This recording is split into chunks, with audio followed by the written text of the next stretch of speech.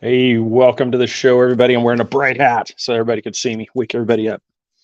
I didn't want to camouflage myself. So, first off, show is brought to you by Ert Radio. Ert Radio, proud sponsor of Three Beards Podcast. Go to mixler.com and find Ert Radio on there. That's ERRT Radio. Follow them, support Ron by making that account, and then you can follow shows like us, Into the Outer Realms, Joey's show there, Dimensions, with Marine, and Ron's got a lot of music lineups he's doing. I think he's still doing the one where he's wanting everybody to listen in there and kind of pick their favorite song, kind of to generate a playlist for Saturday. So, and I believe Ron and Brian's little speed date's going to be coming up here soon in Gettysburg. So I think they're going to be hanging out there. So I don't know, little dinner, little candlelight in the graveyard. I'm not sure what's going to go on, but we'll find out. So those two are going to be all hanging out together. Ooh. So we'll find out. So, go support them. But we are talking ancient civilizations. So are we the first ones to walk this planet? Or are we just a long line of sentient beings that have evolved and developed over the millions and billions of years that this planet has been in existence, if you believe that thing? Or are you one of those 6,000-year-old people? And then this conversation's not going to really work for you because the timeline is going to be all wonky. So, but are you a believer in that? We're going to be talking about that. Did the ancients actually build the pyramids, or did they discover them? And we'll be talking a little bit about that. Also, some of the anomalies, like the caves that were discovered in China, that they have absolutely no idea why they were made, when they were made. There's a bunch of speculation because there's nothing. There's not even rubble piles anywhere to identify where they moved the material. So there's many of these structures, and we'll be talking about that, but that is all coming up. So if you guys have questions, you got your favorite ancient civilization, you got questions about those, just pop those in here. But we'll be right back after the intro, and we will get going on this, and that is right now. Welcome to the Three Beards Podcast. My name's Craig, along with Austin and Chris. Passed to a new generation of Americans born in this century.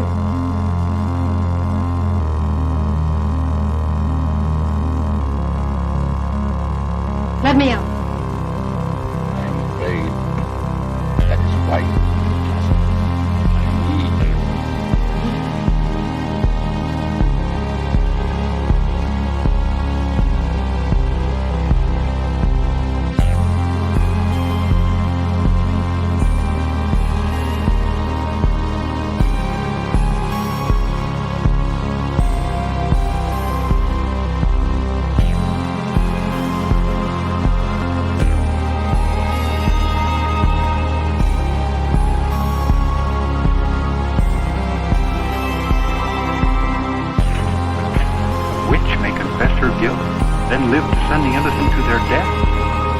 Justice and honor in Massachusetts colony?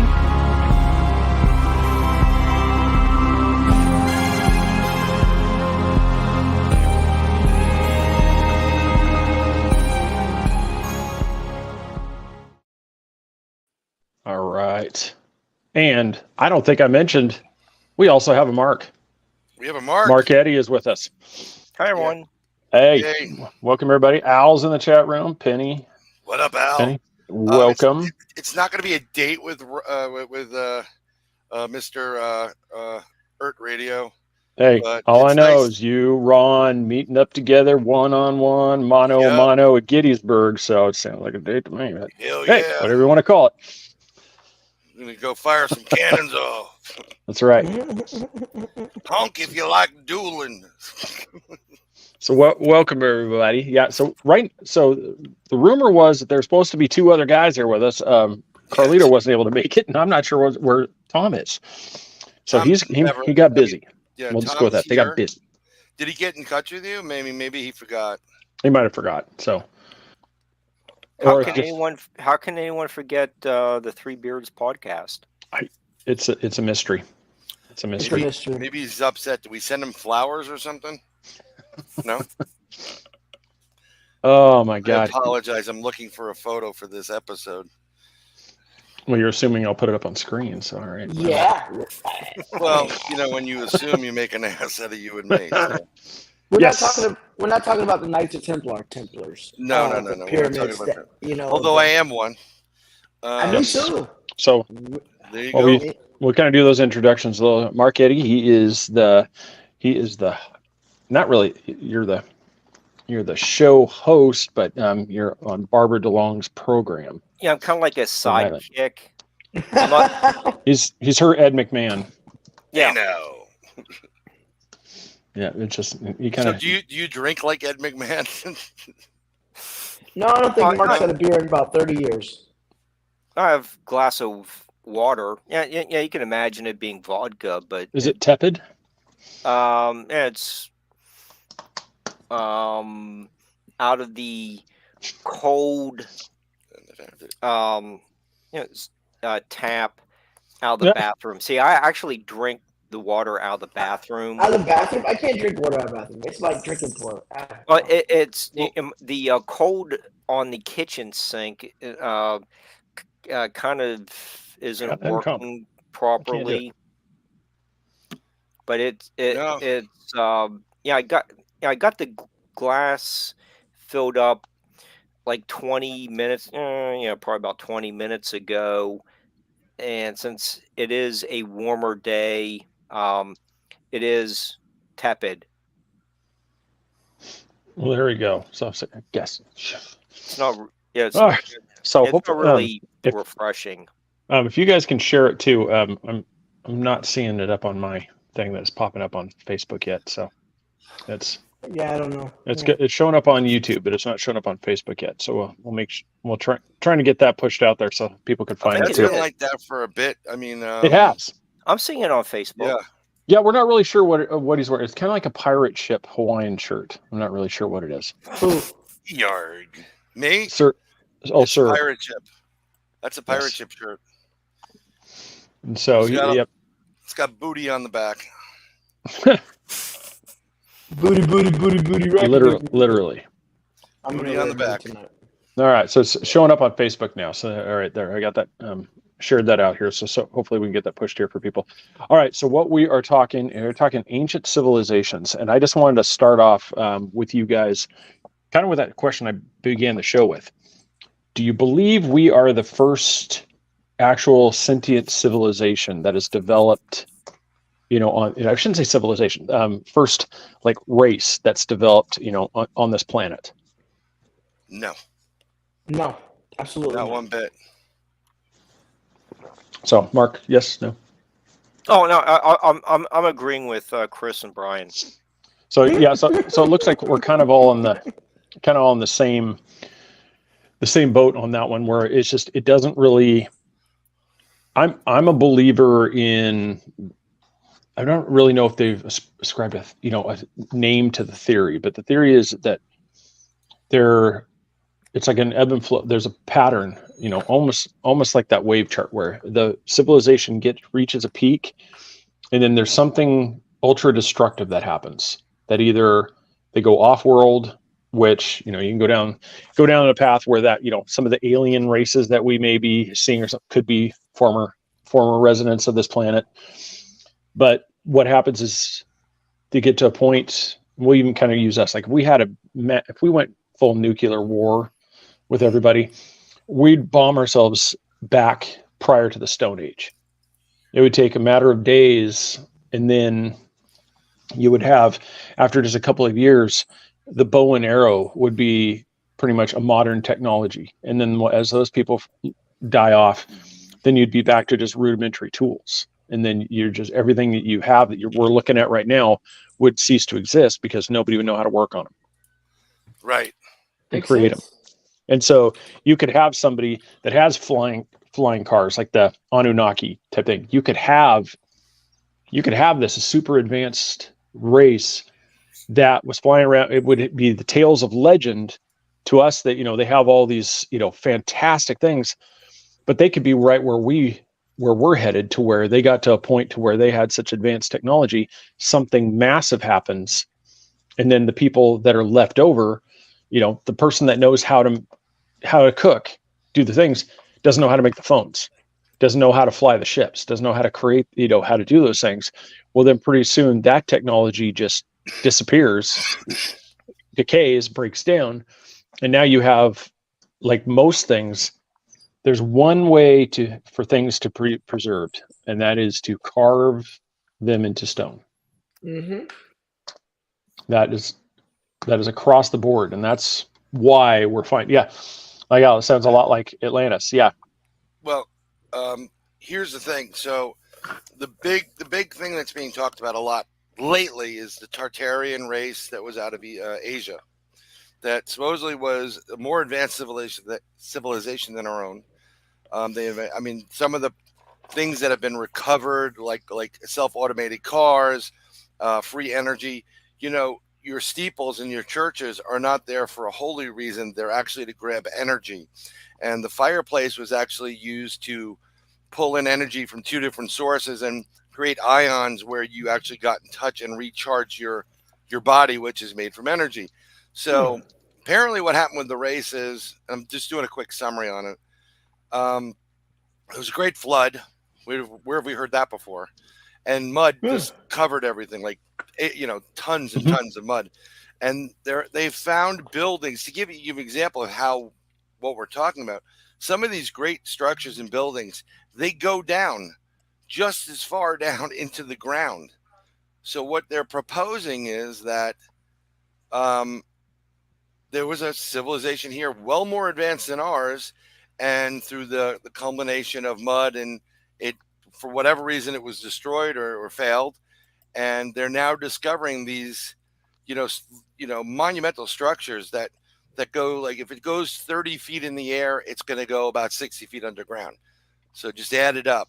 And that's possible because, think about it. What's been happening lately with the fossil record? A lot of archaeologists are digging around the world, and they're finding objects that should not be there, that look like cell phones and computers and watches, and it's dating back 60 million years ago. It shouldn't be this way.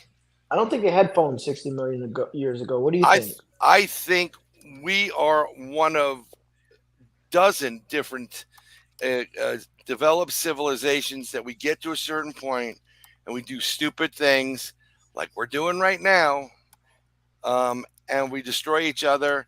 And then look how quickly Mother Nature recaptured and cleaned this planet when we were shut down for X amount of, like, a year. It was clean. The sky was crystal clear. The streams were perfect. You're not going to get rid of radiation, of course. A lot of places get reclaimed. I mean, it was, Mother Nature. I don't want to get into the whole, you hear the global warming thing. It's all crap. It's lies. Oh yeah, no. And that's what took place.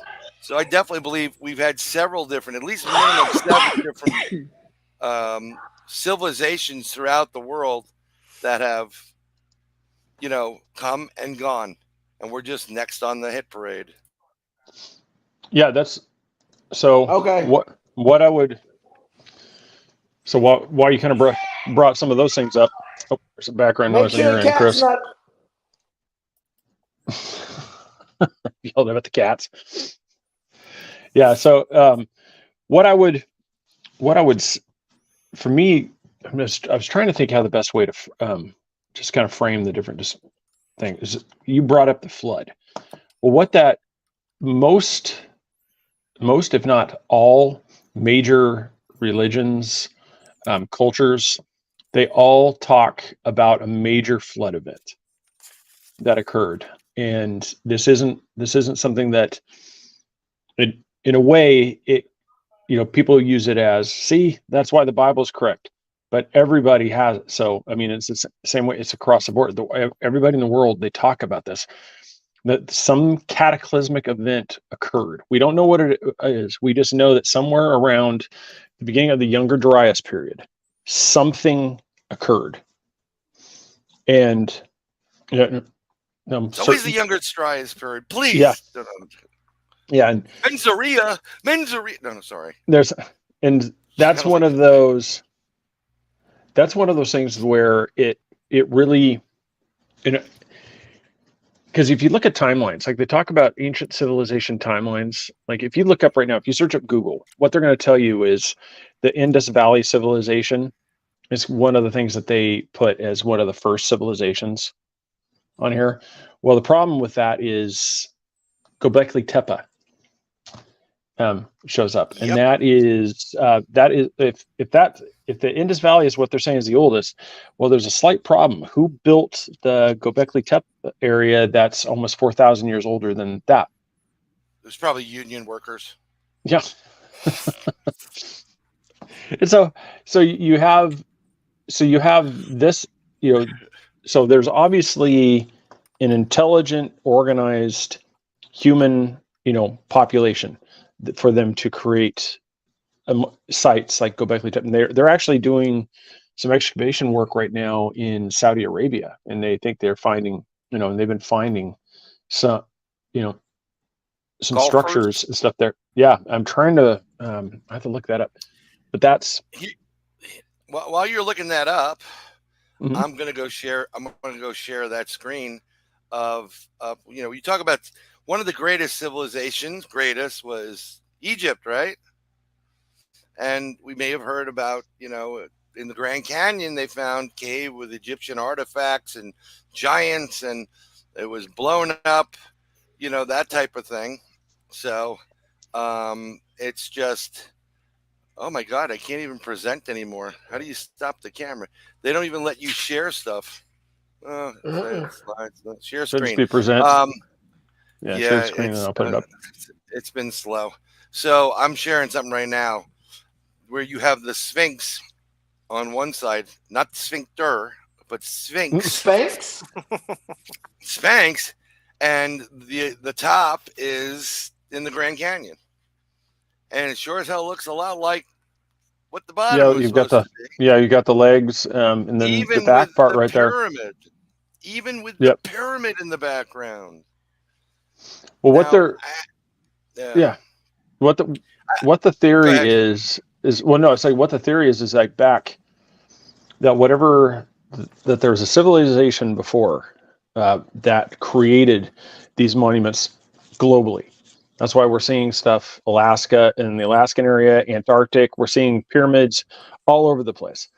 And structures like this, like the Sphinx and stuff, would make sense. And if this cataclysmic event that occurred, that was massive flooding, it would make sense that because people would be like, well, why would they build something like this just in the Grand Canyon? Well, there's a good chance that the Grand Canyon didn't happen over a long period of time, that it was due to a massive water runoff, and it was almost a simultaneous carve out. Yeah, I mean, and it just did a massive gouge in through the thing, and then over time, obviously wind erosion and stuff like that. But the main destruction thing was from a one-time massive water carve out. So I'm gonna give you a little bit of my own little theory here that I've been stating this for a while. I thoroughly believe that the Egyptians, well, first of all, I believe the pyramids are not just tombs. They're not tombs. They're actually batteries and an energy source, and they discovered batteries. Yeah, like a power plant. And depending on and they used, not only did there's a lot going on. There's energy collection, energy reflection, and then sound and resonance and vibration and frequency created as well. Something that people don't talk about, but you could levitate objects with sound. Okay, so all those huge stones you have out there, if you have the right amount of sound being generated, you can build that. I mean, they still don't know really how they built these pyramids. But what if, and this is where I go a little bit, you get a little bit stranger. I believe that through sound, resonant frequency, you can create vortexes, call them wormholes, and you can actually teleport from one place to the next. So the Egyptians doing whatever they're doing there, they figure this out. They teleport, they get over to other places, and they start building these pyramids. That's the first thing they're going to do. Well, we need a power source, right? Yeah. And that's why you have the pyramids. So Well, that's the thing too, is they, one of the things. I mean, we need to do a show on Egyptology. That would be a fun one, because we could go, like, it's too broad to talk about, just especially for this one. But the main reason, after listening to people like Graham Hancock, and you go through these guys talking about this stuff, you can clearly see that what the Egyptians did was after the fact, these carvings that they put in this thing, because it's nowhere near the perfection and the craftsmanship that was on the objects that they carved. They carved these things into these, like some of these artifacts they're finding. I mean, we're talking perfect angles, and you can't do that with a chisel. I mean, that makes you think, was it water cut or was it? But that's the part we don't know. And that's why whenever you see, whenever I see him, his name just failed me. Zawahiri, I think is his last name. He's the Egyptologist. He's the one drives me nuts. But every time I see him, I meet my BS meter just like this goes off the charts. I go, it's just, I'm like, just like you said, they're talking about these things are a tomb. No, there's a great chance that the lesser pyramids that are in front of the three, that's actually something that the Egyptians built, because the craftsmanship, and just like anything, it's like the four of us.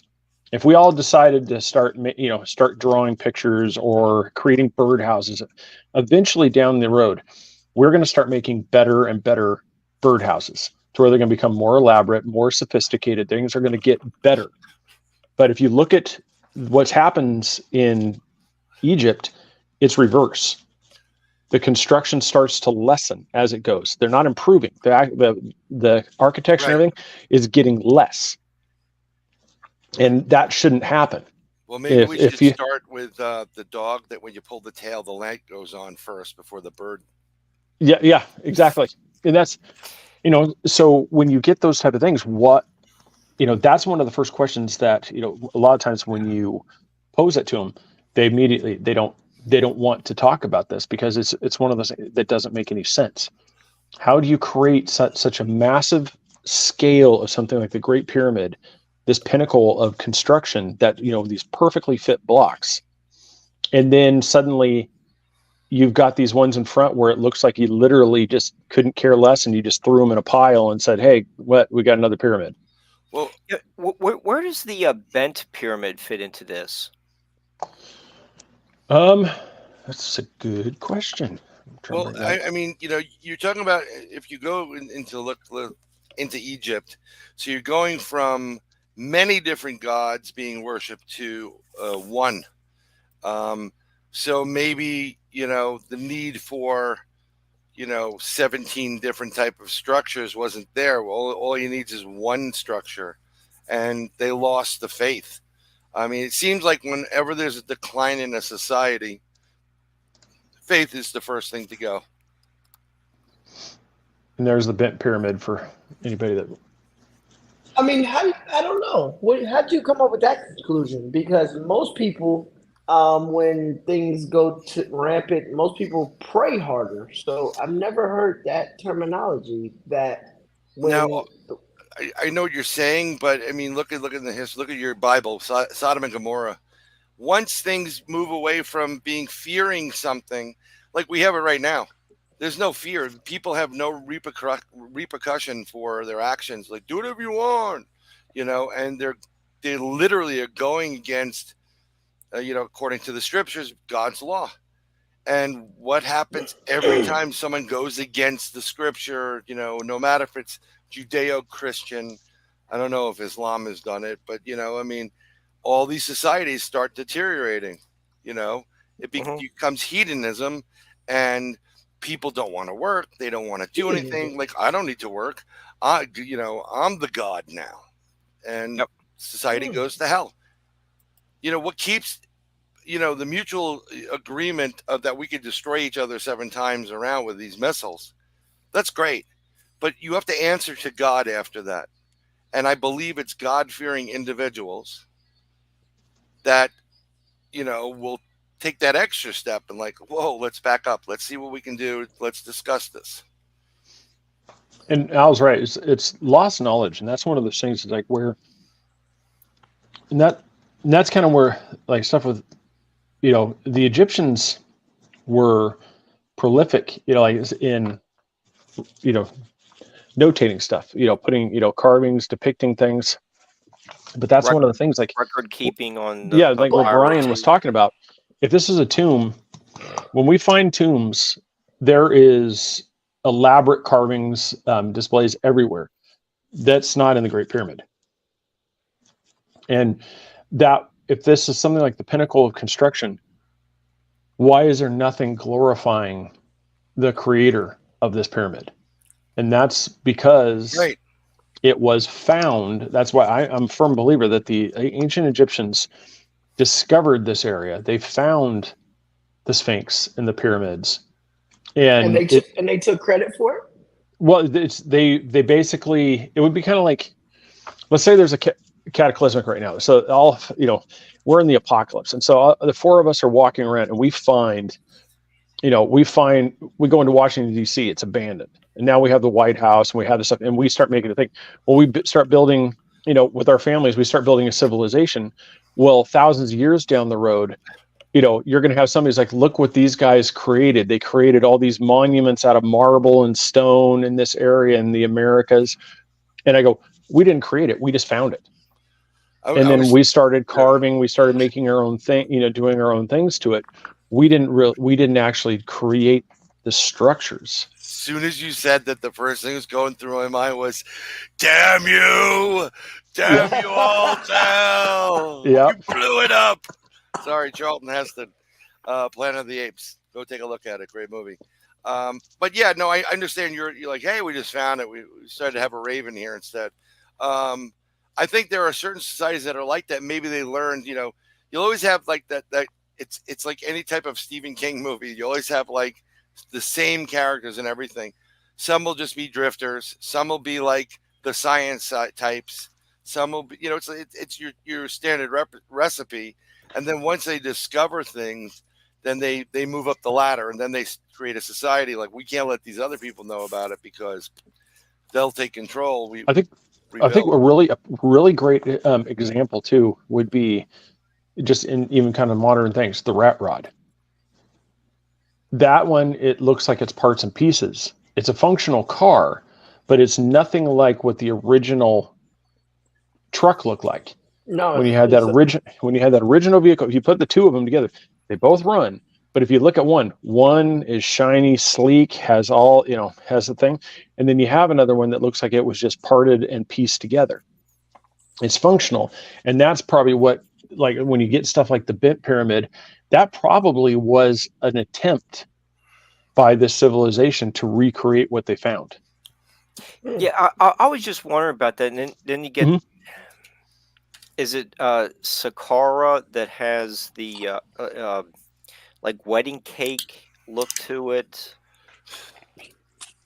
Yeah, so the terrace layer. Mm-hmm. Yeah. That's it, Brian. So there is a really interesting evolution of the pyramids. I just off the top of my head, I don't remember.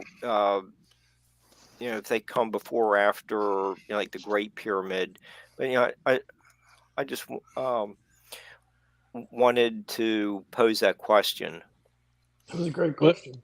Yeah, because that's the thing is you can clearly see it's almost like a de-evolving of technical knowledge with the ancient Egyptians. When you have Arlen Andrews as a guest, he'll be kind of talking about de-evolution, a little bit like Planet of the Apes. And what Brian said, yeah, and that's where you get into these. So we'll pose it like to everybody watching too. I think, what do you guys speculate was the cause? Because right about the same period of time, We have the structures that were discovered in, I want to say it was Turkey. The underground cavern is an underground city, layer upon layer. It's almost like an ant colony. Yep. Of dwellings. Then you have the Yangshu, I think it's Yangshu caves in China. I think is how you say it. And this one, I'll bring up a picture of that one too, because this is amazing. This is absolutely amazing. This one is, I don't know if Chris or Mark, have you heard about these caves? There are parts in this that are longer or bigger than Manhattan Island. You can stick the Empire State Building in there easily without a problem. You serious? It has its own weather system. Oh yeah, there's that cave. No, Wow. okay, this is a different one. This is the carved caves. Oh, the carved caves, but this is Yeah, I'll bring up that one too, but that's one they discovered. But yeah, this is. And we have no clue who made them. No, there's carvings and stuff. We're talking millions of cubic feet of material removed that they don't know where it's at. There's no like piles of rubble somewhere where they found like these mounds that are the tailings from this carving. It's gone. And so these are completely carved out. They're oriented to where the sunlight, like you can see there, comes down. Yep. And illuminates this whole thing. But you can see on the scale. So here is this underground thing that was accidentally discovered. I want to say it was by farmers. When they're doing, but I think there's some, I want to say there's a couple of different like slight references that they've found, but there's no civilization credit to this thing. There's nothing that I know of that just of anybody that there's no records in there. There's nothing like, hey, this was, I was here, type stuff carved in. This is, I'll try to find some other pictures of this to show some people here. So the other one we're talking about is, they found an enormous sinkhole in China, and they found a preserved primitive forest in there. I mean, and that's one of them, and there's so many other places, but I'm trying to find the one where they give you a graphic of, because people have been exploring it, and you could literally stick the Empire State Building in there and have no problems. Here's another picture real quick for everybody to see. So so you can see there's these carvings. Look at these elaborate carvings. And so that's the same. It's the same thing. These things are. This was just discovered. This wasn't something like a modern thing. These were found. These carvings here. Once again, the thing with the dragon. There was something. A serpent race. There was something. So, are the hieroglyphs very similar to, like Egypt, or is there a characteristic of these hieroglyphs that do make it older? It's not faked. I think what you're looking at is there is a key or a spine or whatever through these different cultures, and it does relate to not only building pyramids in these massive crazy cities, but there is always a serpent representation in some form, or like a serpent bird, and that's within China, within the Aztec, South Americans, up in believe it or not, in Alaska, in the Inuit country, and I think even in Egypt, a lot of these places, they'll have these petroglyphs or carvings of these type of serpents in there. And it's very, very similar in the style. I mean, look at that. Could that have been made by water running through there, or there's no signs of water? Hey, Lady B, welcome.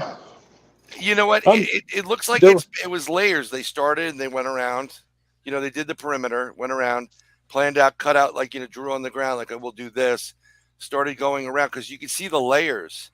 Yeah, because it's sandstone and they're steel. You know, it was chiseled out, but it's the biggest mystery is the sheer size and the fact that there's no historical record of this. Right. And There's no, like you said before, where is the material that they pulled from there, and what did they use it in? yeah, that's the thing. And that's as far as I have in my research, they don't know what happened to the material. I'll give you another thing in relationship to China and this stuff. There is talk now that the Great Wall of China wasn't built by the Chinese. So maybe some of that material went into the Great Wall. That's what he said. I was thinking the same thing. You know, it's just I wonder if this is, because if you look at the layers on it, right? The different block, you know, it's like it's the same, you know, measurement. And if you cut that out and you start making blocks out of it, what are you gonna do with blocks? I mean, even as a child, you're like, oh, let's start building crap, you know? That would be crazy. So then, who built the Great Wall? Because you said there's a talks that the Great Wall wasn't even built by the Chinese. So they carved all that out. They built the Great Wall, and who did it? But that's where this, you know, there are civilizations that have been here before that are no longer in existence. What is it, like Jamestown or Roanoke? Yeah, both of them. They just disappeared. Where the hell did they go? I mean, that's a UFO episode if you'd like. God bless you. Do you have the same thing with is it the Anasazi in Arizona or New Mexico? They just, I believe it was one of those cultures just. Were they built in the walls of the Grand Canyon?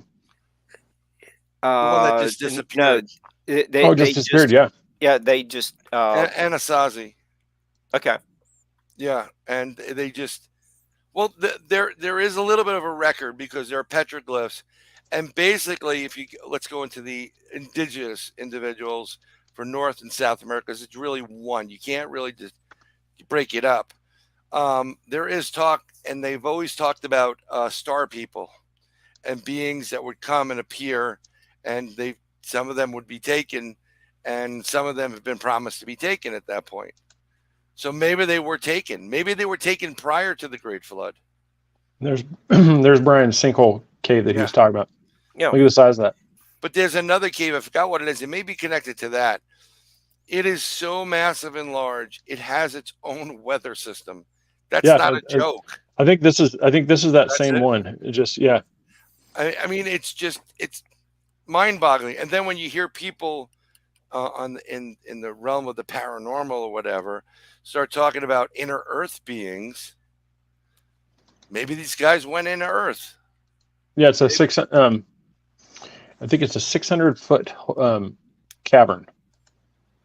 Yeah, is that one where you see people standing at the edge? They're on the ground surface, and then they dive into it, and they like parachute. Is that the same one? Yep. It's that deep. It's that deep where you can parachute. Yes, it is. So you can go base jumping there. Yeah. Okay. Yeah, but because it's China, 15 minutes later, you're hungry again.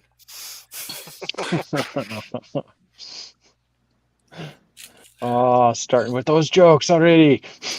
You don't for me, Joe. No, but back to what you were mentioning. So here's that. You have the civilization in Turkey. I'll bring up those pictures for people to see. You have this one in China.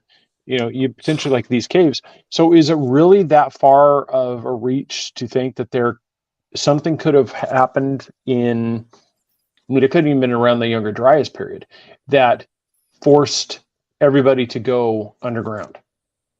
You in the Younger Dryas period. Now we're talking about China. I'm eating a Chinese fortune cookie while we're doing this. Yeah. Well, because that's one of those things. It's like most people, regardless of where you think, it's like whether you whether you're a firm believer in Noah and the Ark story, or I mean, these all coincide around the same thing. The Bible talks about it. Archaeological records talk about it. There was a cataclysmic flooding event, whether it was a comet strike, a meteor strike, something occurred that caused worldwide flooding and destruction, because it's across the record. Fossil everything is across the board shows something massive occurred with flooding. But here's the fun part is we don't know if it happened at the same time. Same, some of it did, but some of it may have happened again and again. And I'm going to read my fortune cookie. It says, "Man with hand in pocket, feel cocky all day." So, oh my God. Are they implying that he grabs his What kind of cocky Chinese all place day? you're eating at? I don't know. It seems like he was implying that he grabs his cocky all day. He No, feels cocky all day. that's what they gave me, Do you put your hand in your pocket, Brian? Here's Mark, for your question. Here is the reverse, that picture I just showed of that cave in China. Here's the. Wow. Amazing. So the people, like I said, they just literally jump off, throw the chute. Yes. Wow.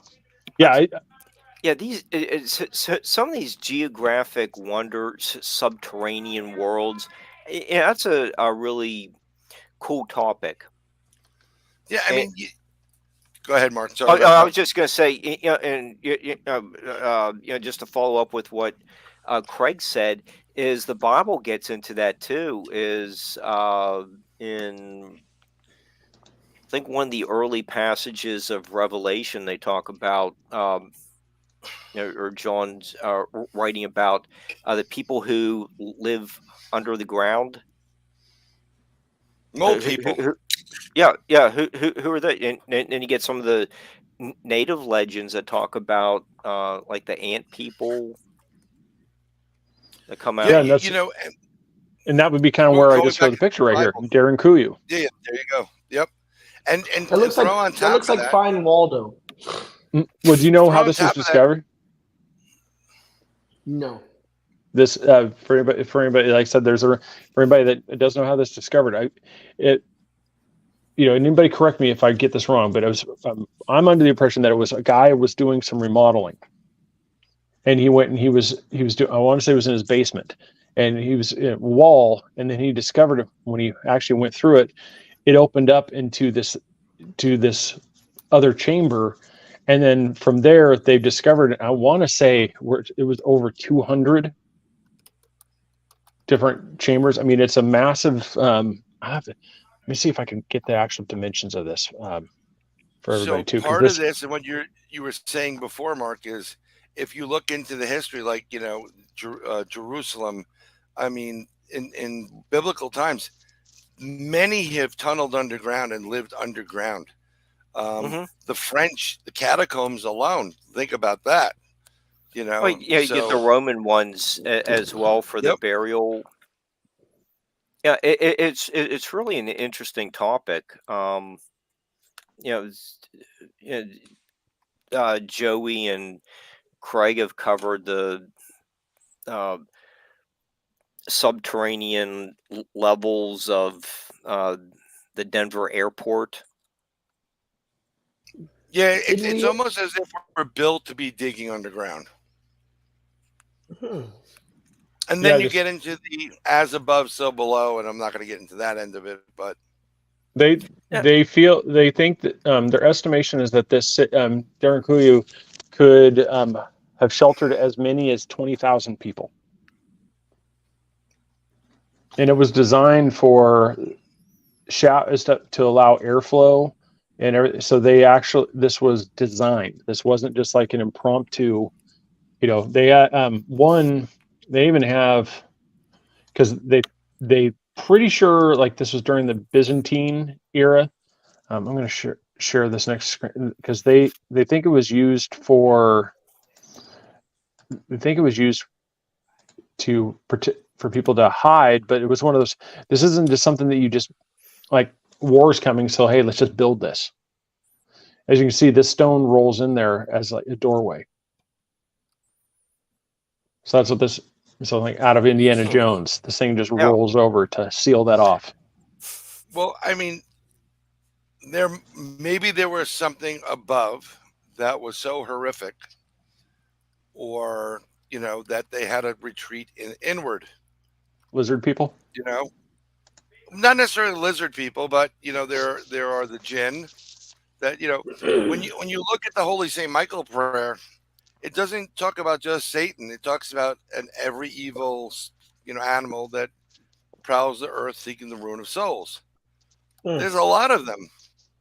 So what better defense than to go inward and protect yourself from whatever's down there. Yep. And what, it's all speculation. I mean, what do you guys think it was? You think it was natural disaster? Do you think it was, some form of super weapon, that went rogue? Because it's Harlan was on here earlier. She might know, but in Hindu they talk about the Great War.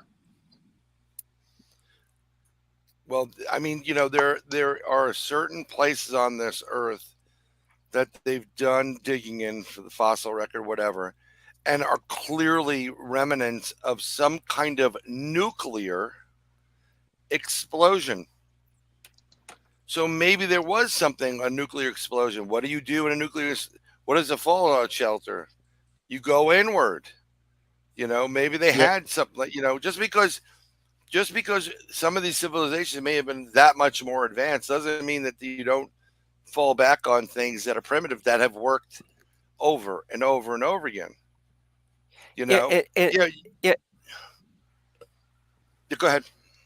Oh no, Brian, I was just going to say, what about that layer of singed earth that you find around 11,000? And it seems like it does come from the Younger Dryas period. In date some stuff below it. The dark layer and what's above it. It just seems like something happened there at that end of the Ice Age type period. What does that do to a culture when there's some radical change? Well, this brings up I'm going to bring up another subject in relationship to this. No. So you have those different layers. No, this is good.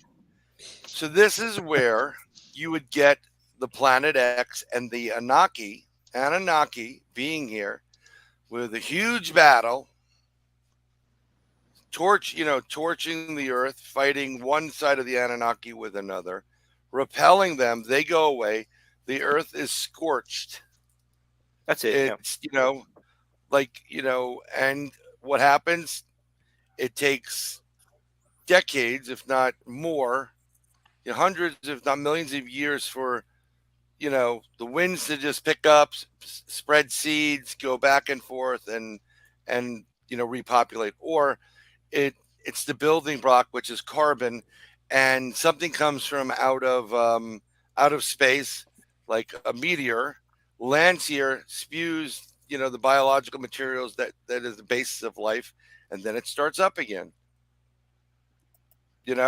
That's why, and would you come back if you had to go well indoors and you knew how horrifying it was, whatever? No, you can never go back out again. And you just retreated internally. Would you ever go back out again? Would you ever just say, you know what? I heard about this. Why aren't we back out there? I'm going to go see if there's something going on there so I can report back to the clan. Mm-hmm. I think exactly. That's just We're talking about clan as in tribe, not clan as in. Yeah, no. I know you guys are down south, but no, I'm not talking about that. But although I did just watch that Chappelle episode. Whatever. Yeah, that was a good one, wasn't it? Oh my God, that was too good. Freaking genius, Dave Chappelle is. But Sorry, Mark, I didn't mean to interrupt you. No, what you're saying, that's one of the things that really intrigues me about, my interests in ancient cultures is how do people respond to a major disaster, and do we see humans reacting pretty much the same way throughout time, whether it's a like a global flood, just a more localized river flood? Is it what impact does that have on people, and is it different if it's a comet versus a flood? Yeah, it's just I mean, stuff I think it depends, about. because if you take ice cores, right, and I studied ice cores, and you take Yeah, samples, they could tell you in the grand scheme of things what's taking place right now, the last 1,000 years, it's nothing. It's like this in relationship to the Earth, and its Earth changes. There are periods where it's an immediate change. Something happened, boom, immediately. So that would have to be an outside force, in my opinion. That would have to be meteor, asteroid, the sun, supernova type of thing. Boom, something happens. It hits the Earth, dust flies up into the atmosphere, and then you lose the sunlight. So what happens? You're going to get rain, which is going to turn into snow, which turns into ice, and it just keeps going and going and going. So there are points in our history or throughout that they're talking about where these things have happened. But then you have the other things that aren't instantaneous, like Pompeii. Like, yeah, we'll have another drink. Oh, that shit's not going to go off for another 5 minutes. Boom, and they have, there they are, the ash. I mean, people just don't believe it, or people use that as a god, and they say, well, it's God's will. We're not going to run from this. Shit. Yeah, Brian, do you remember when Mount St. Helens erupted? Pompeii. Yes, I do remember Mount St. Helens erupted. Yeah, that was pretty. That's intense. So forget Mount St. Helens. What happens right now, right this moment, if Yellowstone erupts? We go dark. Well, I propose that not only we all go dark, the East Coast is screwed, because that's where the jet stream is. But I think the jet stream would change because of all the ash. But what's to say that Yellowstone going off doesn't trigger something, an equal and opposite reaction on the other side of the planet, another supervolcano? They just discovered that New England is resting on top of a supervolcano like Yellowstone, and it keeps increasing and moving up, and there's some ebbs and flows recently. Mm-hmm. There may have been a supervolcano in Lake Michigan. And that could have been one of the things that, like these underground cities, that reason they built them is it could have been one of those through necessity, because it could have been like a multiple eruptions were going off and they had to get underground. Yeah, but it was. But the only caveat to that is they're not sealed. They're open. Well, we saw that rock there, right? We saw a rock that was in place that could have probably been pushed. Yeah, because that rock, I think, was installed during the time for protection against, it was an invader. Right. So it's almost like Fallout, like the video game, So you had your little airlock to keep that. The kick is you run in, Yeah. Well, here's another thing. Look what's happening right now with the Euphrates River. Okay, Euphrates River is drying up, and all these old ancient structures are coming forward. some of which may be the ones where some of the watches were buried in. But that's a totally different show, isn't it, Greg? Yes. But and I mean, like, and they're uncovering these things because we're digging deeper. We're looking for more resources. And I mean, I don't even want to get into the angel statue that they discovered that was ginormous. I mean, there's a lot of changes that happen like this, and there's some that happen, and people like, we don't need to go yet. No, we're good. We're good. Tell your mother we'll be there in 3 days. Like, oh my God, we're drowning. That's what happens. Yeah, I mean, it's a whole different show. I mean, because we could talk about the necessity. It's like where people are deciding to live, why the importance of us look at desalinization plants. If people keep deciding that they want to live in places like Phoenix and Vegas, we're going to have to start, you got to quit pumping water out of the Colorado River. It wasn't designed to sustain millions of people in mega cities. So you're going to have to, and that's kind of like the way with Euphrates. That's things. It's like, yes, climates change, do stuff like this, but when you have massive populations all drawing out of a single source, it's going to start drying up. And when you sell that source to the Chinese government and they fill it up with crap, that's a totally different show. I'm sorry. Yeah, that's a whole different show too. And then Godzilla happens. That's another show. Okay, come on. When Fukushima went, tell me you weren't like, holy shit, this is how Godzilla started. This is how we had Godzilla. This is it. It's like Fukushima's there, but rest in peace, Tokyo. Here in a few years. Oh my God, Godzilla! I'm gonna hear, oh, Godzilla! And there goes the high tension wires. I actually have my Godzilla movie on here. Yes, I can play it. I can play my Godzilla movie for you if you want. I said those ones are good. I don't.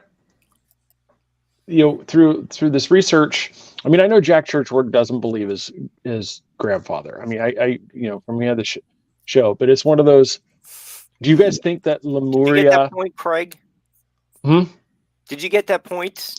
I did. I did. Yeah. It's lady. I appreciate that. Thank you very much. It's that was one of those things. I mean, Lemuria. Could this have been about the same time? Could this have been around the same period of when all this flooding events happened during the younger, right at the end of the Younger Dryas? Was that something to where? Could it have been something like a comet or a massive meteor strike that caused this thing, which could have been, created such a seismic event that it would have made something like that collapse? Good point. And so Lemuria could have been wiped off, off the face if there's a massive shift in tectonic plates and everything. I mean, it could have. I mean, it's one of those. It could be possible. It very well could be possible. And it's all, it's around like that same period of time, and that's what's one of the the funny parts is of the whole thing. It's like how everything. I don't even know if I'd say funny, but just the cool part is just how everything seems to keep tying in. I mean, Graham Hancock is real proponent. It's just this, and that'd be one of the coolest things to find out is what it possibly could have been that occurred right at this period globally. And that's why I said it's one of those. Was it multiple things? Was it one major thing? It's that's the thing. I don't knock it. Could,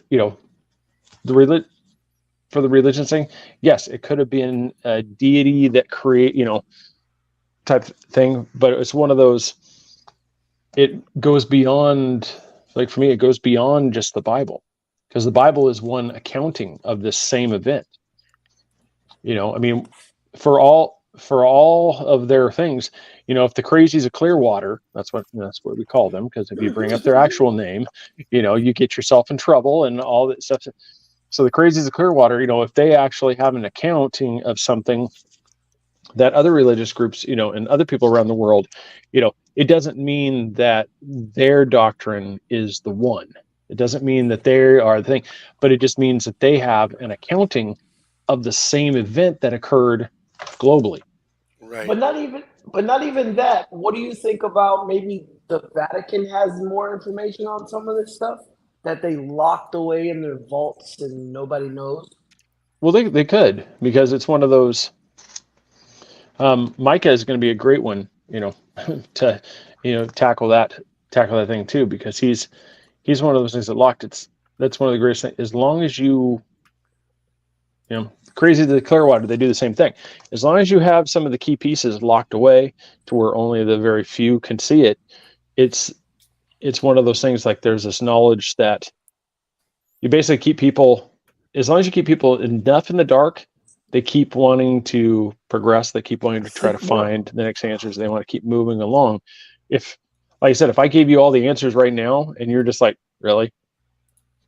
I mean, that's what happens is that when people reach that certain level over there in Clearwater and they're taken into the thing and they see the poorly handwritten note, type thing, then the last chapter, they're like, so this is it. This is what I did. And they finally realize that it's been bad science fiction that they've been following for years. They depart because they realize, like, it just falls apart. That's kind of like anything, because I know Brian may piggyback off this. This is a little bit off subject, but I know people that reach it to 33rd and they're like, oh, no, this is not for me. You spent all this money, you've got all this regalia, all this stuff, and you get to 33rd and you're like, no, that's not for me. Like, well, what happened there? Like, here we go. I got the 33rd. What am I going to get? Here we go. We are going to present you with. They open up the box and it's just a ring. You're like, that's it. That's it. This is all I get. I want to see the secret room, national treasure. Where's the thing? You suddenly we're going to turn the dial and the stairs are going to open. You walk down. You get the no. You're like, here's your piece of paper. Here's your piece of paper in your retirement party. Congratulations on 33. High fives all around. Way to go, Sonny. You made it. Yeah, I don't know. You go across the Vatican does have information that they're not. I mean, there's stuff the Vatican doesn't even know what they have. There's some places like they're actually discovering things that are just in boxes and just in piles. Like some other stuff that was somewhere else. Well, it's like the cinephile part. Anybody that's watched Lord of the Rings, when Gandalf is trying to find the information and he's down there in that room with the rudimentary light, and you see scrolls and piles of paper everywhere, and he's trying to find this stuff. That's pretty much some areas of the Vatican vault. Yeah. You have priceless artifacts and documents that are literally just piles of stacks of stuff. Stuff that if you read it, you wouldn't be following. In my opinion, if you wouldn't be following the doctrine that they're proposing.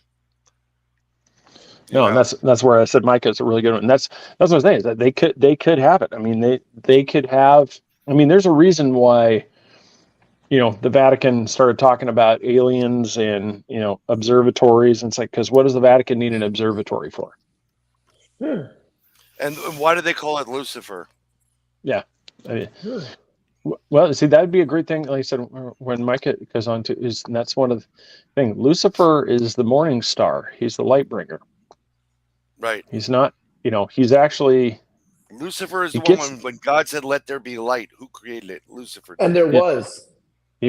He actually gets the bad. He gets tied in with the with the evil, but there's one of the first like real live drama, family drama, like you would see on like Survivor or whatever. It was like it's God, his son Lucifer. Like I love you, but I'm not worshiping these monkeys. And he's like, well, you have to, That's your little brother. It's like I said, when you have somebody that's known as the most beautiful of all the angels, it's just the light bringer. So I mean, I can see why it is. When people look at, when you have some people, they're blanket like, oh my God, why are they naming it Lucifer? It's of the devil. No, it's much, much deeper. It's astrological. The morning star is Venus. When you actually get into these things, it's all, Venus traverses the sky in the form of a pentagram. Yep. Pentagram. Mm-hmm. Yep. 5-pointed star. Yep. Yeah. So if you watch the travel of Venus across the night sky, it'll make the 5-pointed star. Yeah, and King brings up too. That's one of the things. The Library of Alexandria. I've heard. I can't remember who I heard it from. Where they said they think that there isn't a chance that it never really existed to begin with. Well, and I don't know if I believe that one or not. But it's that. I honestly don't believe it. It was on the edge of the earth and it just fell over. It was too close to the flat side. Don't push it. It just tipped over.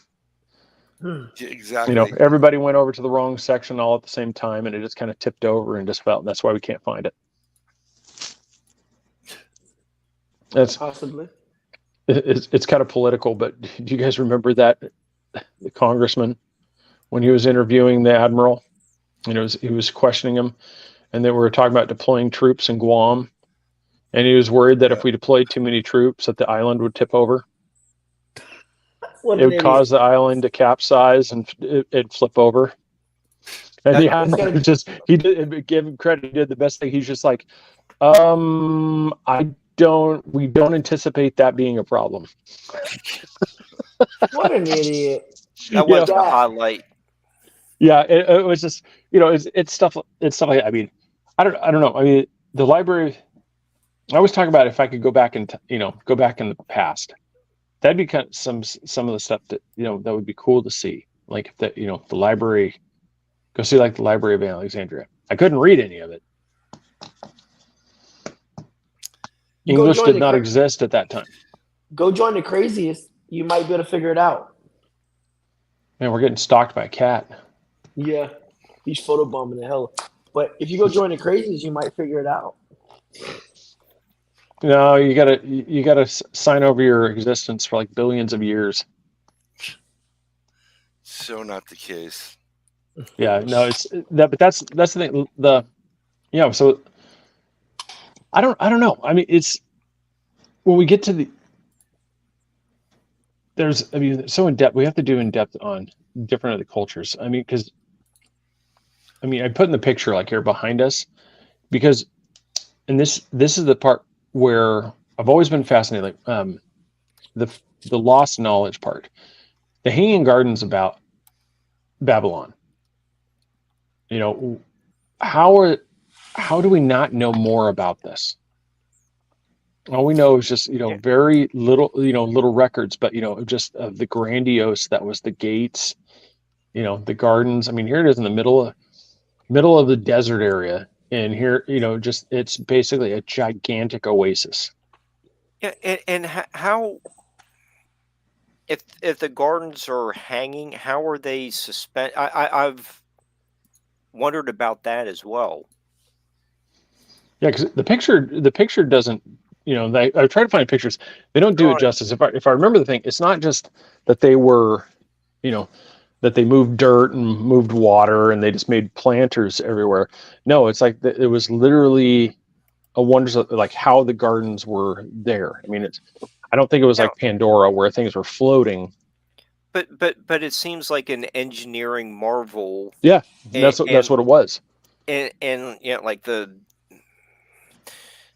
banner for tonight's show, guys, like some of the terrace gardens. Is that really hanging? What how did they? How do you define hanging? Hanging? A suspension of some kind. Yeah. What is that technique? What are its advantages? Are they growing healthier plants? How come we can't? It was also just today. It was basically just like, hey, look what I can do. I mean, they were like ahead. I mean, like we said, it's an ancient, technologically advanced, civilization. They knew techniques that, at the time for us, I mean, there's things like from thousands of years ago we can't even do with modern technology. Right. And so you have to ask yourself, like, how could they do it? I mean, we've brought up pictures in several shows. Like that looks literally like they melted the rocks into place. You know, you can't put a piece of paper through it. I mean, it's so perfectly seamed. How did they do this? We can't do it now. So how did somebody thousands of years ago do it? Well, obviously there was a technology, and I'm not one that immediately, like the History Channel, you know, we immediately start talking about the alien races that came down. You know, is it possible that there was influence from something? Yes. Is it also possible that it was, like I said earlier in the show, that it was that was us? You know, the Atlanteans could have been one. They went off world. And now those could be, you know, those could very well be the people that are, like, you know, that are referred to as Palladians. So question, history guys, where does all this relate to Noah's Ark? It was unprofounded? Did he take some of these people with him, or this is before Noah's Ark? I mean, I just got a question there, Ross. I will go from the thing. I think the Noah's Ark story is allegory. Mm-hmm. I don't believe that there was an actual, you know, guy built a giant wooden boat, and animals from across the world marched themselves suddenly over to this one location and boarded the ark, and then they set off and they floated. Although there is a place where they say Noah's Ark is, so if they actually excavate that and they find Noah's Ark, what would be your rebuttal then? That somebody built a boat? I'm like, you know, and that could have been one of the things too. I mean, I don't know, because I mean, it's just from my head, like I said, I have to weigh the scientific side of it. It's just, what is more plausible? That there was a technology to where it would have been something like an ark, to where this was a depository of knowledge. Like we know a meteor is getting ready to strike the planet. Okay, so what do? We need to, once this thing hits, we've got to be able to survive afterwards. So what's more likely to have occurred? That there's something like what's up in Norway, the seed vault, that there's some underground storage of DNA, of plant life, of animal life, so that way we can repopulate the planet after things settle down, that we can restart again in some sort of ship, which at the time, how do you describe a ship? It's a boat. You know, you built an ark. You have something like this to do it, or is it some old guy harvested all this timber, built this massive wooden ship, and all these animals from all over the globe walked over to this one location, got on this boat, the rain started falling, they floated around, like I said, for the 40 days and 40 nights, the water receded, and now all those animals disembarked, and they went about their way and started eating each other. As I said, I don't know. It's for me, it takes so much more of a leap to believe the latter than it does that there was somebody that actually just like a depository of information, of seeds, of DNAs, you know, basically to make your own batch of monkey frogs and then throw them back outside and say, hey, go repopulate the earth. I mean, you're like, wait a minute. No, you're supposed to do the monkeys together and the frogs, not the monkeys and the frogs. Oh, sorry. You know, I said, and that's why we have the accounts of satyrs and everything else in the Bible, because somebody screwed up and they combined the wrong things. You know, it's like the replicator machine just kept spitting out the wrong thing. We're not supposed to have half man, half horse. No, centaur, bad. No, we're supposed to have horse and man. Yeah, and that's what I said. You know, and it's that could have been. It's like this could have literally been he built something. He had whatever the. I mean, I guess Newman's character from Jurassic Park. He had the Barbasol can with all the vials. And he was in the Jeep trying to get down there to the boat in time to save all of humanity. I don't know. Yeah, that could have been. But I don't know. As I said, I don't, like to Chris's point, I don't I don't automatically, just discount anything, because like I said, I grew up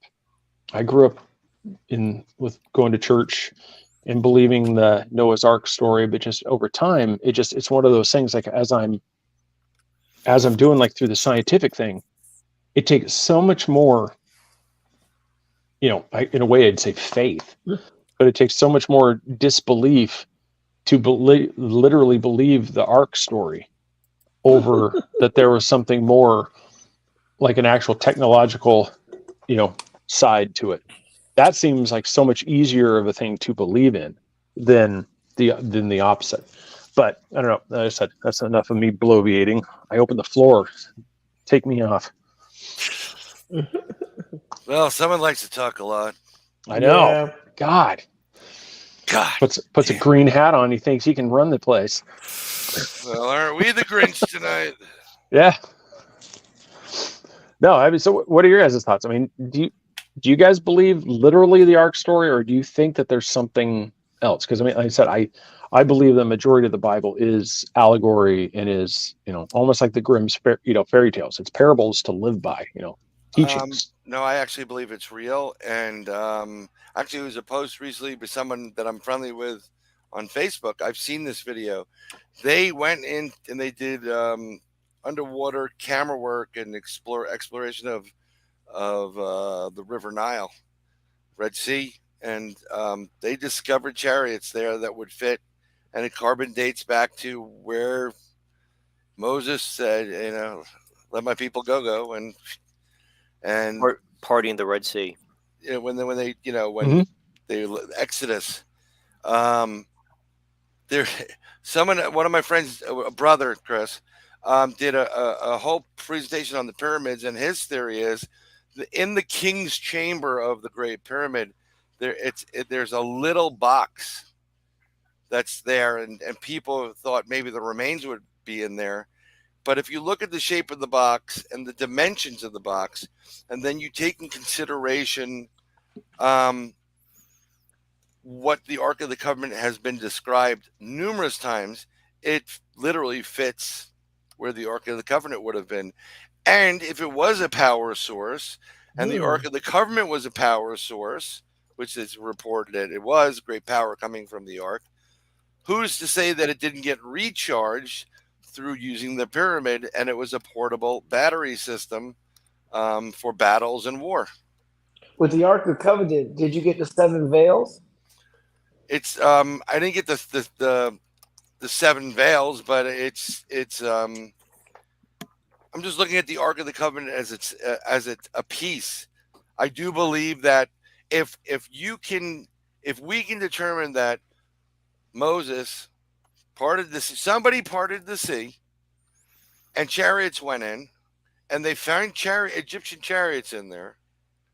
Okay, and the people of Israel, it's not Jews, it's Hebrews, had received the 10 commandments, unless you're Mel Brooks, 15, and they put them in. They were told by this supreme being, not only, they told them the dimensions, and literally what has been written in the Bible for all these things, between the Ark of the Covenant, Noah's Ark, it measures up.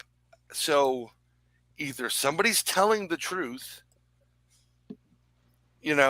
someone has to either be telling the truth, or they're really good at figuring out math at a time when no one was doing it. Have you been to the Kentucky park where they have the rebuilt Noah's Ark? Oh, the replica of the Ark? Yeah. I've heard about it. I've never been there, but I've heard about it. I haven't either. I was just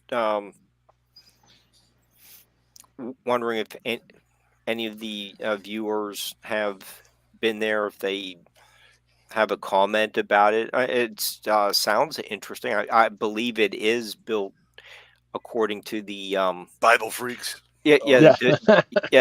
Dimensions in the Bible. I've always then one of the speculate things too is is it circumstance? Is it all in timing?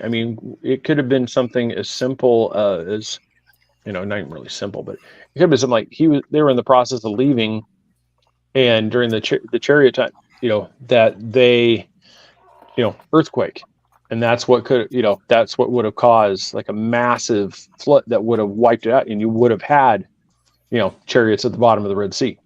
Okay, and I understand what you're saying, but if you go into the whole probability and doing the math alone, how does one person know that sea's going to part?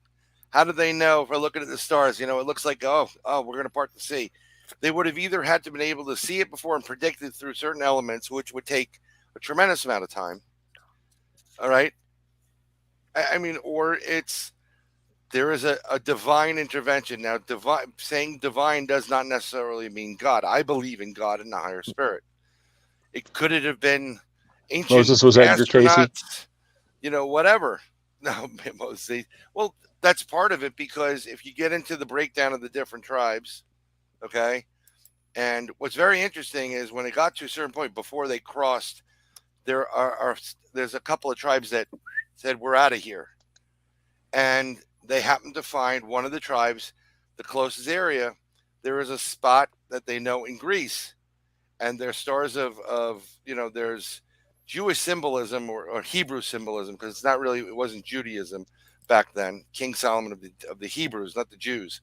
And there are symbols there, and they know that the people that landed there were the ones that exiled from Egypt.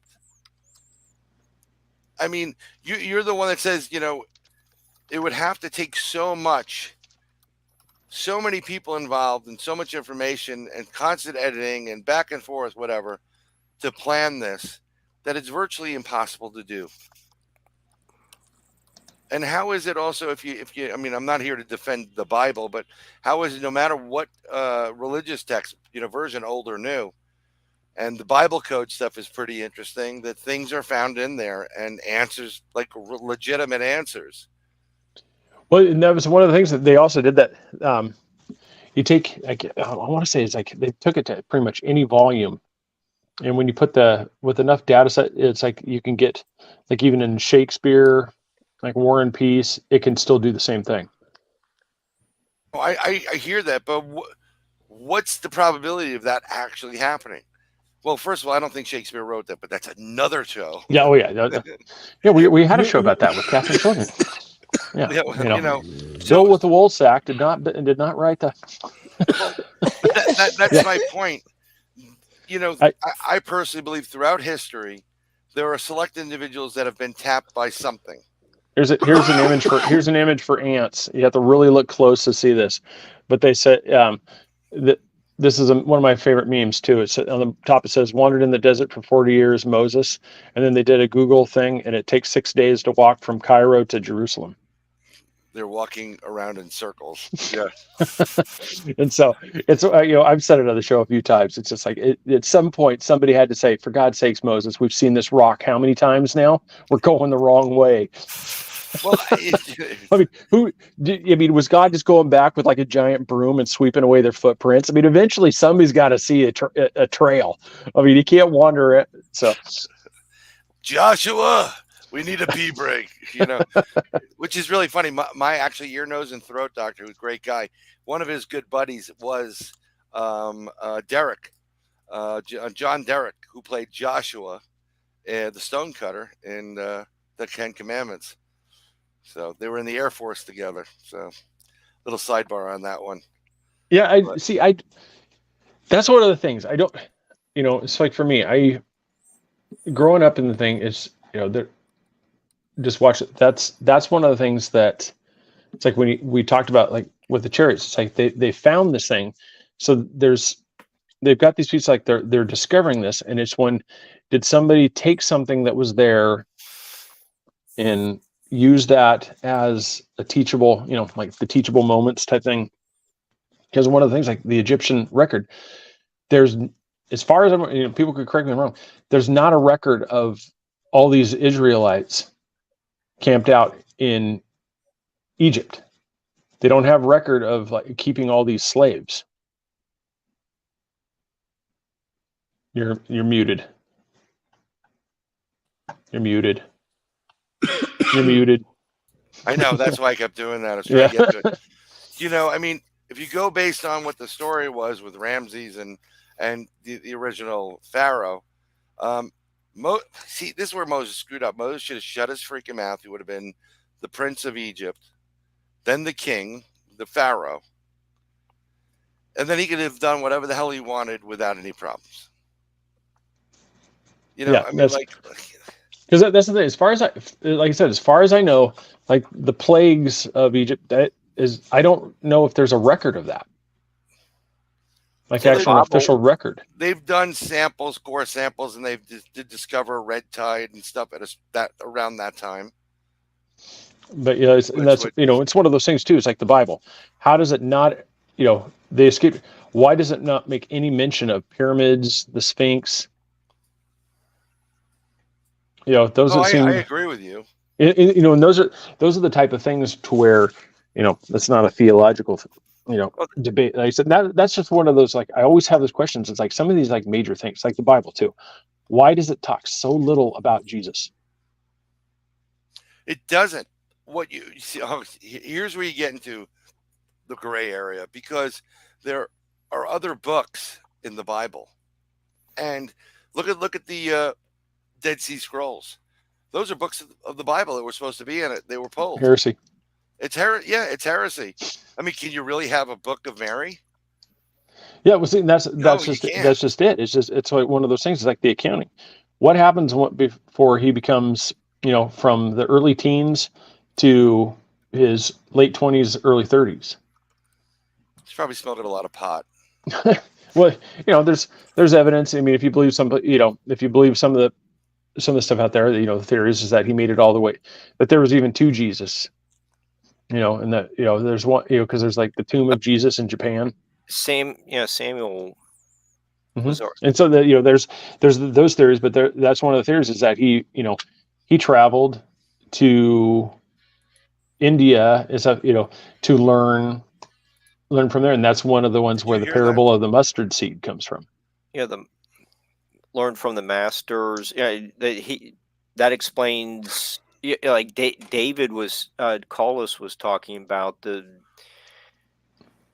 during that 20 years, lost years, that he went east. David the Lost Years. It sounds like a freaking like movie of the week.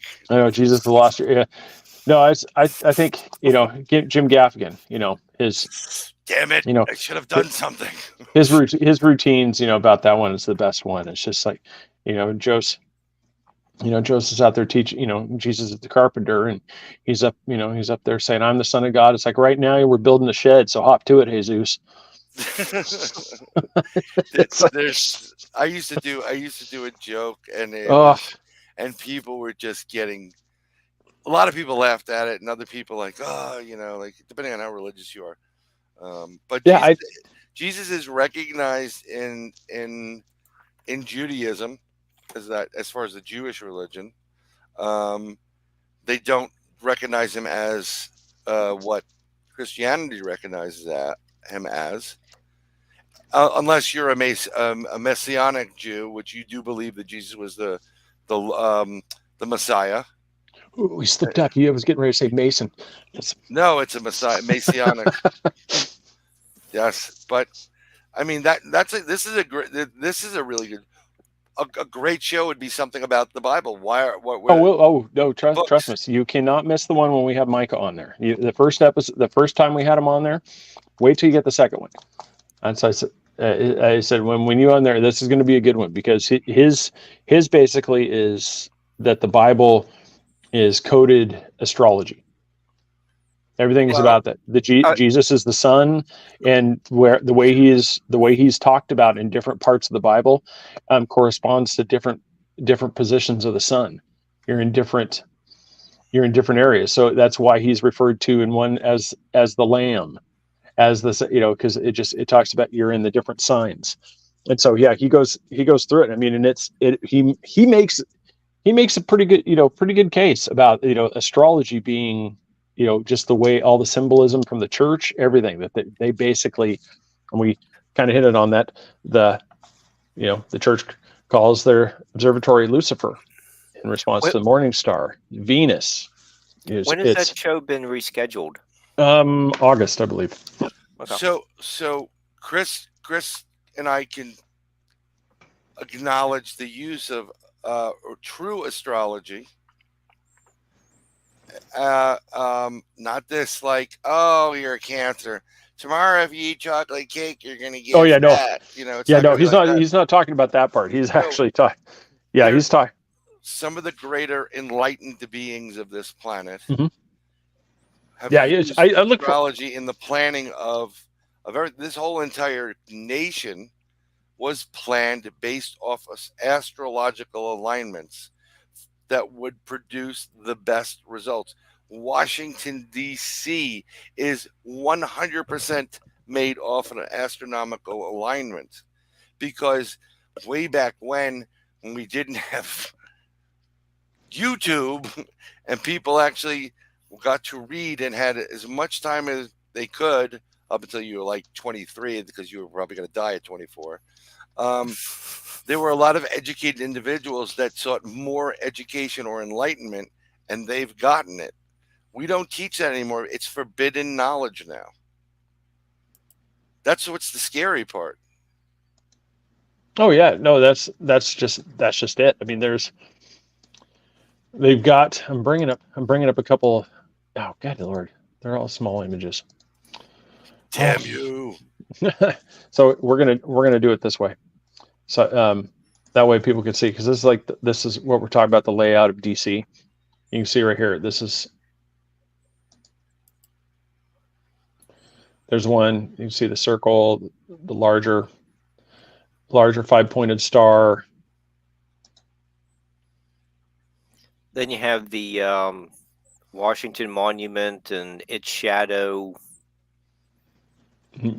mixed in with all Leon Funk's sacred design for Washington, D.C. Yep.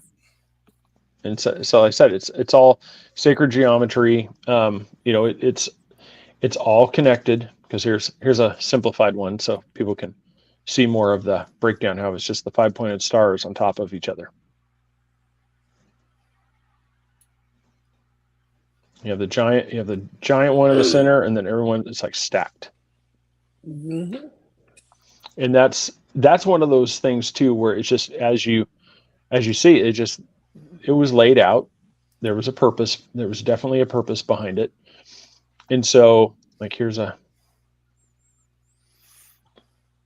way that they, you can go down all sorts of rabbit holes, how they connect. Like that one's an interesting one. You got the square and compass right here, along with the 5. Stop it, I say. And so, yeah, that's some of the ones that you get. But yeah, when we get them, that definitely will be a good one. So I have tried to bring you to the light many, many times, Derek. You're avoiding the light. No, I'll get there myself. You can't get there yourself. I'm sorry.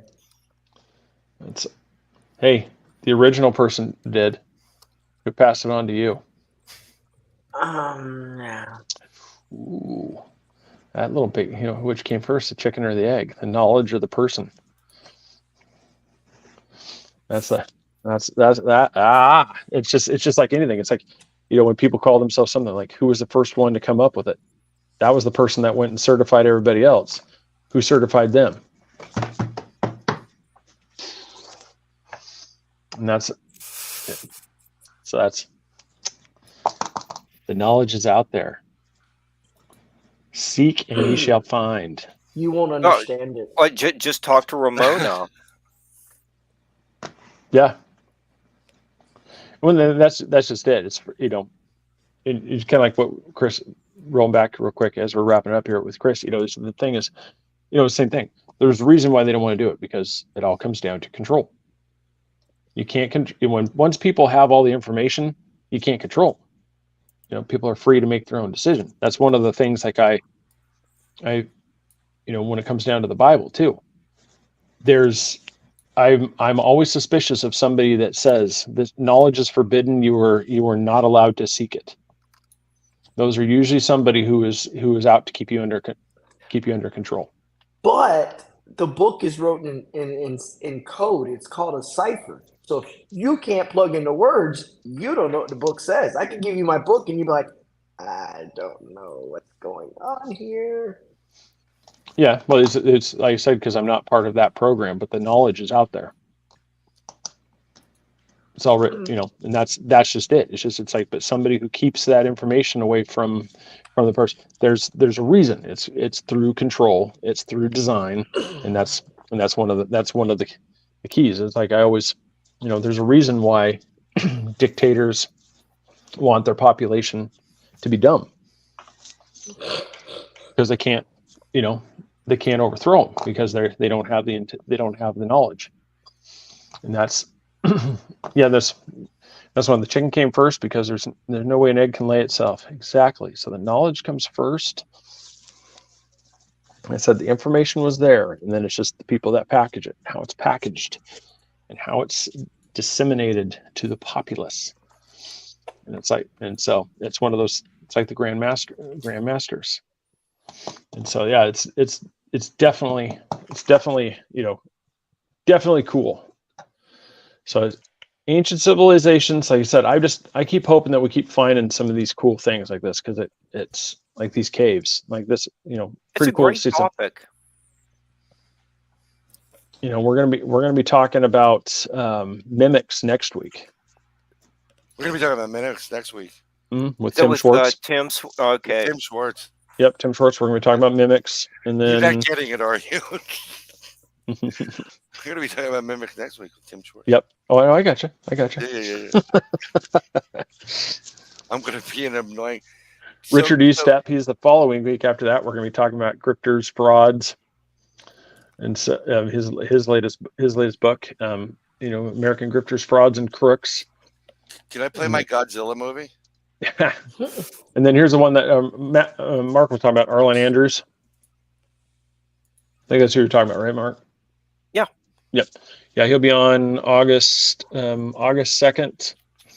And then the 9th, hopefully Tom and Carlito will be able to make it there. And then after that, like I said, then we're going to be talking about the afterlife on the 16th. So those are some of the shows coming up right now. Seriously, I have a Godzilla movie. Can we play it? Yep, Ramona, that is an awesome quote. I like that one. It's better to have wisdom in a world of fools, or be a fool where only a few have the wisdom. You have a really nice lineup for the next month. I tried, like I said, like that one was Travis Randall from last week. That one was Dina. Dina Ray. She suggested, like I said, that was a fantastic show. And so I was, I like to get ones like that too. It's just, people that are help get their word out as well. And we've had, so it's, we did that thing for Ramona on her show, helped her. That was fun. The little conspiracy thing with NASA. Conspiracy with NASA? Oh yeah, it was a little, it was almost like a little like War of the Worlds like skit. This is my Godzilla movie I did for high school. Oh boy. Oh, it's coming. You'll hear it. I'm just waiting for it. It's going to be Brian in a Godzilla suit. So this is great. Can you hear the music? I heard it, but it went away. You didn't hear it? There's no music at this point? There's no music at this point. It's just dark screen. All right. No, it starts off slow. I'll have it for next week. It's called Godzilla the Search. Here it comes. There we go. We got you live. hear the audio. Okay, there it's playing. Got no audio. Just finally have video.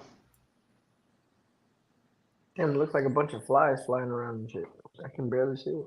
Oh. It looks like normal investigation footage.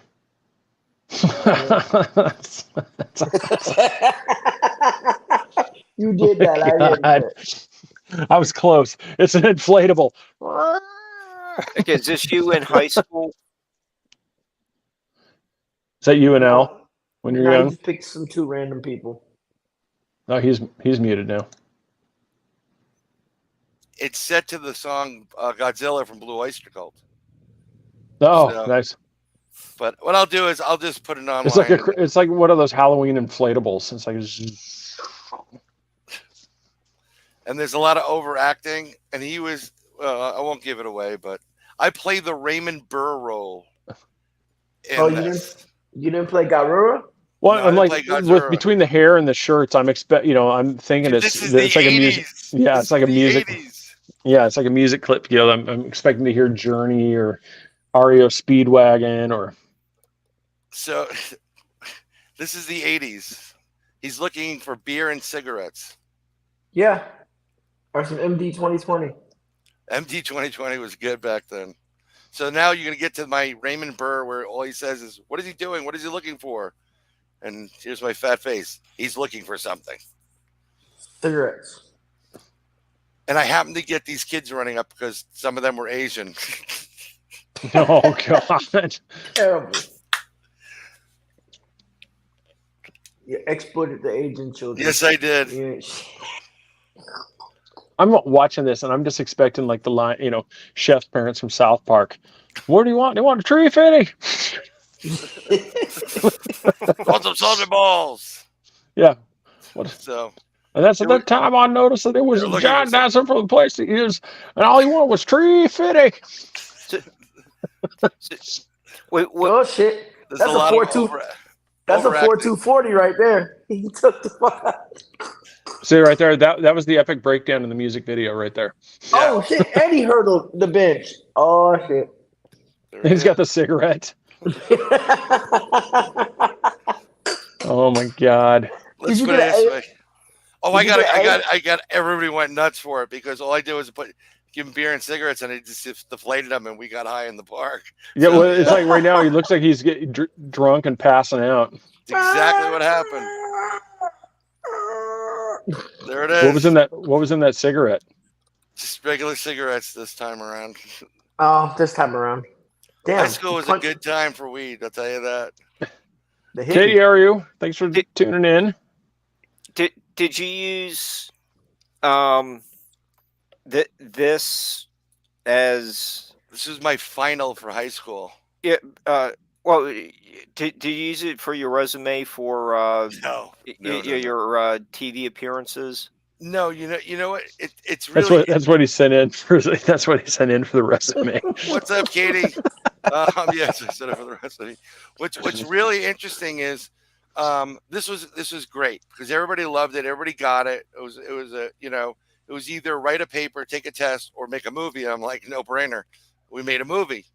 I got a Super 8 camera. We did the film, and I set it to Blue Oyster Cult's Godzilla. And there's one point where they say something in Japanese. No, Godzilla is destroying the city. That's when I had the kids run up. I'm like, what's our luck? We've got some, Korean kids running our way. Can you just point and do the, and everybody went nuts. In this day and age, people will be protesting me. They'll be like, how can you do that to people of Asian descent? And meanwhile, my nephews are half Korean. So I mean, like it's not a big deal. I thought it was a great idea. I need you to run up the stairs and turn around and go, oh, Godzilla! They knew exactly what it was for, and they were like all in on it. So my friend, can you just run a point and say we went to something? Disney World, the the Japan pavilion. Went in the gift store, and he's like, he's like, oh, don't, he's like, I am looking for Godzilla.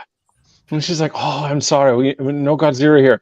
No, you don't have big Godzilla? No little Godzilla? No Godzilla. I'm like, oh my God, would you stop, man? This is like a walking stereotype. You just the whole time. No, I'm looking for Godzilla. I'm like, would you stop?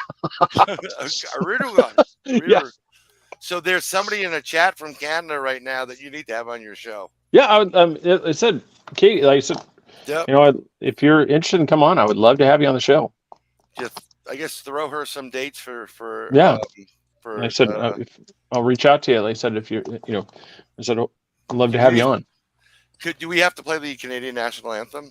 I'm a hockey guy, so I mean, God, maybe, but I mean, it seemed a little pandering. I mean, it's you know, I mean, are we supposed to, while we're doing that, are we You know supposed to have a I'll tell you what. Molson and have some maple syrup and just In a really juke? just go to town? What's going on, eh? I'm actually really pissed off because when they play hockey now, they don't play I never hear the Canadian national anthem played. It used to be played all the time. It was "Oh Canada" and Star Spangled Banner. Yeah, That's because America's taken over hockey, man. You know, No, Vegas just won the cup. No, that's a Canadian thing. Sorry, folks. I know. Canadian and Eastern, Soviet bloc nation thing. They should bring back "Oh Canada." That's what it should be. I know it should. You definitely should, but yeah, no, it's but that's not. Yeah, so we got to. Carolyn. We got to wrap. Trying to offend anybody. Sorry. No. She said she found it a bit funny. Yeah, a bit. That's like, well, I'm gonna give you a pass this time around. I still want to. Yeah, I still want to kind of do the thing because I need to do I want to do Ghostbusters promo. No, just the part where they're in the lab coat from Ghostbusters 2. You need you. Yes, it is. It just but have it for it's like Well, on Earth Radio, we are ready to listen to you. Yeah, we need to do something like that for him. So I will drive up to your neck of the woods, and I'll actually can get those coats, or we can find. Oh, fantastic! And we can put on there, like with Econ or whatever, or Craig. Just see if we can. We'll just see if we can get kicked out of an Ace Hardware because we're going to be using the backpack sprayers. We're going to be outside, all this equipment. Who's going to be on the roof going? Yeah, it's going to be one of those things. It's like, God damn, YouTubers, go on, get. Always doing all this stage stuff. Go on, get out of here. That would be awesome. We need to do that. I think we can do that. Chris doesn't seem too excited. No, it's one. We'll bring him on. He'll have fun once he gets into it. Sure. Yeah. But it would definitely. So, Nightlight with Mark Eddy, Barbara DeLong. Who do you got coming up next week?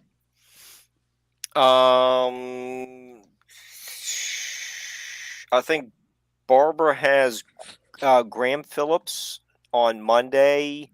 I think my next show is 3 archaeologist friends will be discussing some of their explorations in the Upper Ohio River Valley, and the next day on July 26th, Barbara has Andrew Collins talking about his new book on, I think, the first female pharaoh. When you started off with 3 guys, it sounded like you were going into like a really high level, like graduate level joke. 3 guys, 3 scientists went into a bar and. That'll break into my lowbrow joke that I'm getting ready to do here too. Is because for you it's like, Sir Brian out into the Goblin universe. You got to be really careful if you search, because if you just say into Goblin, you come up with something that you don't want to see. Ooh, yes, you get in the Goblin. You got to make sure you spell all that all correctly, because if you miss some keywords, you better hope you have safe search on, because otherwise you're going to get in trouble when your spouse comes along and sees your computer. I never have safe search on, so it's like you're in the Goblin. Yeah, so don't. Yeah, so make sure. I'll make sure you have it on. I will say hello to Mr. Earth Radio in a couple of days. Actually, I'm leaving tomorrow to go to Gettysburg. So enjoy your alone time together in the cemetery. Yeah, no. No whistling. I'm solo, so it's just me there. Well, no, you'll have her on there. You'll have company. Yeah, we can take them out into the fields. It's a pretty cool place. If you've never been to Gettysburg, I really want to get there. So we're gonna get. Yeah, so definitely. So actually, if you don't mind while you're there, just think. I mean, it's something we don't have to do on the air, but I mean, I can ask this too. I would love it if you'd cut a promo. Yeah, I would. Yeah, so that would be cool. What do you 'cause want? that's I mean, you want me to do a promo with him? yeah, just do something like that. Just like figure out some little spot where we can play. Something that we could put. Either post up on the page or do something like that. Would be cool. Could I just smack him across the face with a glove and honk if you like art radio? Yeah, there you go. I don't care. You guys come up with Sorry, something. is he in the chat right Yeah. now? No. Yeah, no, I haven't seen him tonight, but yeah, that's what you you can come up with something. I mean, I've if you have got that something, but I'm not if you saying have it on here. if you have inflatable Godzilla with a cigarette, you could always. We can reenact a certain scenes of the Civil War with him if you'd like. There you go. Get yourself No, kicked out of Gettysburg. I'm gonna get kicked out of Gettysburg. The last time I was in Gettysburg, I'm not gonna go there. But Yeah. We're in Gettysburg, really, and guess really what? Three Bears funny. Podcast is no longer allowed. Yeah. I've never even been there. It was hysterical what I was doing because it was just perfect. But then again, I'm like, okay, Brian, you're not working blue on a comedy, like open mic night for a comedy. But it was really effing good. It was super good. I'll tell you privately. All right. But everybody, thank you for watching. Like I said, Tim Schwartz is up next, with Mimics. That's gonna be pretty cool. May the Schwartz be with you. Oh God, yes, that's one of those things. I need that clip. I should have, while we were talking about this, I should have that. That should be a video promo for the next week. May the Schwartz be with you, Tim Schwartz. Yes, God has given us these 10 commandments. You have any Trojans? Yes. Sorry, I saw my last pack. Yes. See, that would have been one that I said if I was did a lot of the editing, that would be if after we're edited, I would have had that right after this. People would have seen that little clip, and then we would have rolled. Yes, Spaceballs, amazing, dude, well done. Yes. Yeah, it's it's like I knew it. I'm surrounded by assholes. Yes, it's an amazing movie. It's just they can't do those anymore. They just Mel Brooks one. It's everybody's gone too politically correct. Can't do those cool movies anymore. And that's a huge problem in my book. Lighten the F up, people. Laugh a little bit. Maybe if we laughed a little bit, things would be better. Well, I said this. Everybody. It's like whether or not you got to watch Dave Chappelle.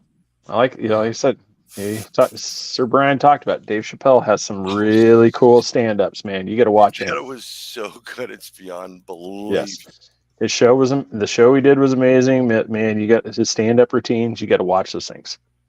Derek, how's it going? Yeah, tuned in right as we're getting ready to sign off here, man. So if you want to watch the replay here, appreciate you dropping in. So yeah, thanks. And unfortunately, Craig already gave away the free truck. So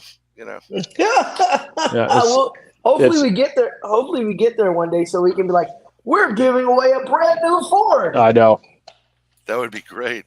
Yeah, it's one of those things. Appreciate you dropping in, man. Sorry, like I said, it's right at the end, but yeah, everybody, like I said, check out Barbara DeLong on YouTube. So Into the Goblin Universe. I said make sure you put all those words in there. You got to check. Don't put the gobble. Yeah, you might hit the wrong.